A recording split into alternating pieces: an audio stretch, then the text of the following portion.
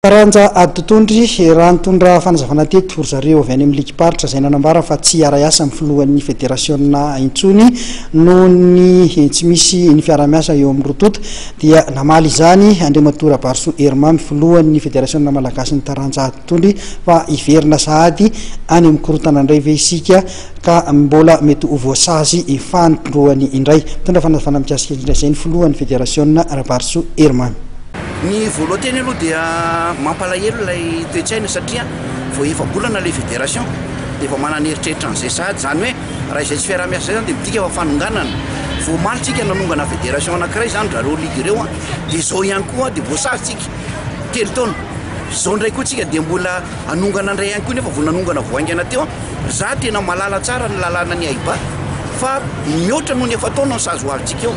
zany hoe raha saziana eo zany tsika dia 2015 tsika zao dia mandrapatonga ny efa taona indray 2019 congrès nefa 2018 isaky ny congrès rehefa voasazy zay voalanina hoe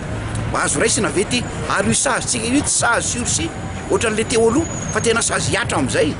dia zany hoe congrès nanapaka atsika zany exclu any ivelan'ny fihefinitsika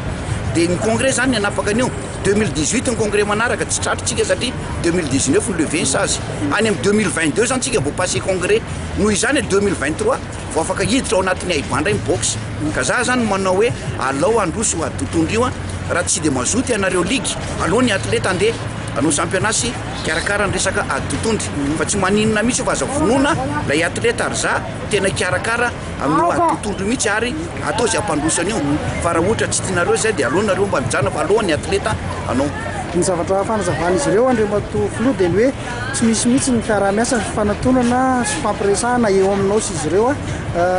zay ny mahatonga an'izy ireo hoe tsy dia mazoto ntsony amin'ilay fiarahana miasa aminao. Ny fahitako anazy tsy dia zay loatra satria misy mifampiresaka amiko amin'ny telefôna nareo fampiresaka amiko amin'ny telefôna nareo ary miantso amin'ny telefôna fa tsy zay loatra fa misy longolony ao anaty io zany hoe misy mihitsy zany avelo io président io laninay fa tsy maintsy izahay no hitantana majorité ao anatin'ny bureau tsy zay nefa lisy fa raha vao tsy ao anatin'ny bureau io mpitatana io tsy équipe dia anahirana be za tsy miteny hoe tsy équipe ako ireo fa kosa ko équipe vonona ny asa ampandroso an'ilay adotondro ny tanjona ary zao ny antsika mbola vao efa-bolana championnat national misy miteny hoe taraiky be le izy nefany saika natao décembre dia ireo ligue ireo ihany nangataka hoe allo président mba ataontsika amin'ny aorina liso christmas hoe zay ny tamatavy